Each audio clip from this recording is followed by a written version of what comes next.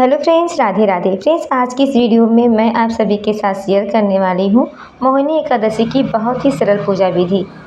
वैशाख मास के शुक्ल पक्ष में आने वाली एकादशी को मोहिनी एकादशी के नाम से जाना जाता है। शास्त्रों के अनुसार मोहिनी एकादशी का व्रत और पूजन करने से मनुष्य मोह माया बंधन से मुक्त हो जाता है और आजीवन धन वैभव की कभी भी कमी नहीं होती है। इसलिए मोहिनी एकादशी को बहुत ही ज़्यादा महत्वपूर्ण माना जाता है। फ्रेंड्स, मोहिनी एकादशी इस वर्ष यानी कि 2025 में 8 मई को मनाई जाएगी। मोहिनी एकादशी के दिन सुबह सुबह स्नान आदि करने के बाद सबसे पहले हम एक चौकी लगाएंगे। चौकी पे पीले रंग का वस्त्र बिछाएंगे। थोड़ी सी फूलों का आसन देते हुए भगवान विष्णु की फोटो या मूर्ति जो भी स्वरूप है उन्हें हम विराजमान कर देंगे। इनके साथ ही हम भगवान गणेश को विराजमान करेंगे।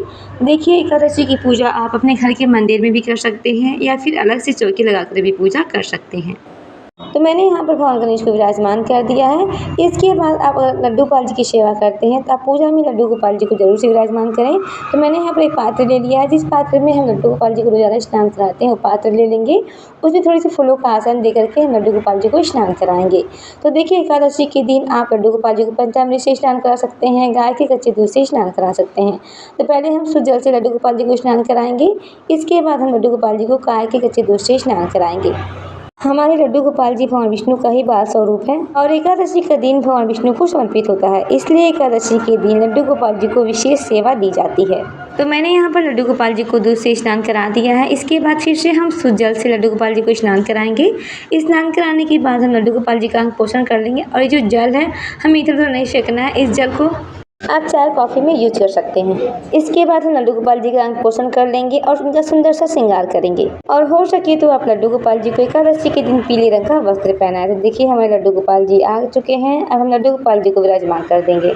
और देखिए, मोहिनी एकादशी है तो मोहिनी एकादशी के दिन आप छोटी सी लड्डू गोपाल जी को मोहिनी रूप में भी सजा सकते हैं।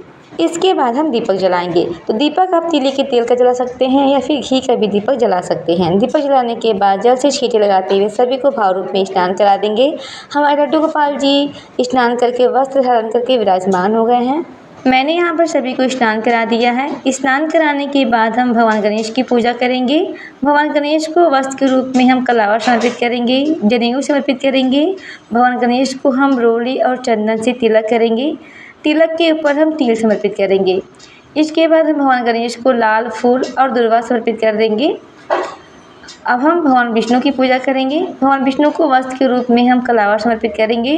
भगवान विष्णु को हम चंदन से तिलक करेंगे। भगवान विष्णु के पास जितने भी देवी देवता हैं सभी को हम चंदन से तिलक कर देंगे।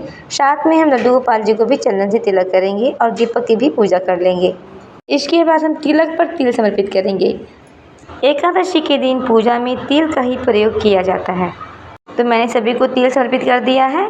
इसके बाद हम थोड़ी सी तिल दीपक में भी डाल देंगे। कहते हैं जितने ही तिल चटकते हैं उतना ही हमारा कष्ट दूर होता है। इसके बाद हम फूल समर्पित करेंगे। तो यहाँ पे हम भगवान विष्णु को फूल समर्पित कर देंगे, लड्डू गोपाल जी को फूल समर्पित कर देंगे। जो भी फूल आपके पास अवेलेबल है वो फूल समर्पित कर सकते हैं। तो यहाँ पे मैंने सभी को फूल समर्पित कर दिया है। फूल समर्पित करने के बाद हम भोग समर्पित करेंगे। तो भगवान गणेश को हम अलग से भोग समर्पित करेंगे क्योंकि भगवान गणेश के भोग में तुलसी पात्र नहीं रखी जाती है। इसके बाद हम भगवान विष्णु को, लड्डू गोपाल जी को भी भोग समर्पित कर देंगे। देखिए, मोहिनी एकादशी के दिन आप मखाने की खीर समर्पित कर सकते हैं, साबूदाने की खीर समर्पित कर सकते हैं, दूध का भोग समर्पित कर सकते हैं। साथ में हम केले का भोग समर्पित कर देंगे। एकादशी के दिन फलाहार भोग ही समर्पित किया जाता है, अन्न का भोग नहीं लगाया जाता है। इसके बाद देखिए, सभी भोग में हम तुलसी पात्र रखेंगे क्योंकि बिना तुलसी के लड्डू गोपाल जी, भगवान विष्णु जी भोग स्वीकार नहीं करते हैं। और देखिए, एकादशी के दिन तुलसी नहीं तोड़ी जाती है तो आप एक दिन पहले ही तुलसी तोड़कर रख लीजिएगा। साथ में हम जल समर्पित कर देंगे।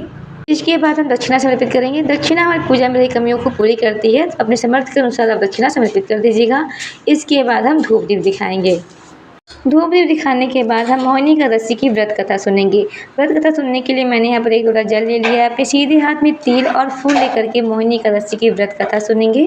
कथा सुनने के बाद जो अपने हाथों में फूल और तिल लिए हैं भगवान गणेश के चरणों में समर्पित कर देंगे, विष्णु भगवान के चरणों में समर्पित कर देंगे, लड्डू गोपाल जी के चरणों में समर्पित कर देंगे। थोड़ी सी लोटे के जल में भी हम डाल देंगे। इसके बाद हम आरती करेंगे। तो जो आपने दीपक जलाई है आप उससे भी आरती कर सकते हैं या फिर अलग से कपूर लगाकर भी आप आरती कर सकते हैं। तो पहले हम भगवान गणेश की आरती करेंगे, भगवान विष्णु जी की आरती करेंगे, लड्डू गोपाल जी की आरती करेंगे। सभी की हम बहुत ही प्रेम पूर्वक से आरती कर लेंगे। आरती करने के बाद अपने हाथों में थोड़ी सी जल लेकर के इस तरह से हम 2 बार वार देंगे। इसके बाद हाथ जोड़ लेंगे। हाथ जोड़कर पूजा में गलती को क्षमा याचना करेंगे। अपनी मनोकामना को पूर्ण होने के लिए प्रार्थना करेंगे। इस तरह से मोहिनी एकादशी की पूजा पूर्ण हो जाएगी। पूजा के बाद जो लोटा का जल है हम सूर्य देवता को अर्घ्य दे देंगे। जो भी भोग प्रसाद है हम सभी परिवार सदस्यों में बांट देंगे। और चौकी हमें अभी नहीं हटानी है, अगले दिन हटानी है। शाम के समय भी हमें चौकी पर दीपक जरूर जलाना है और भोग समर्पित करना है। फ्रेंड्स, एकादशी का व्रत बहुत ही ज़्यादा विशेष माना जाता है। किसी कारण अगर आप एकादशी का व्रत ना भी कर पाएँ तो एकादशी के दिन आप पूजा करें और कथा जरूर सुनें, ताकि आपको एकादशी के व्रत का पूरा पुण्य फल प्राप्त हो सके।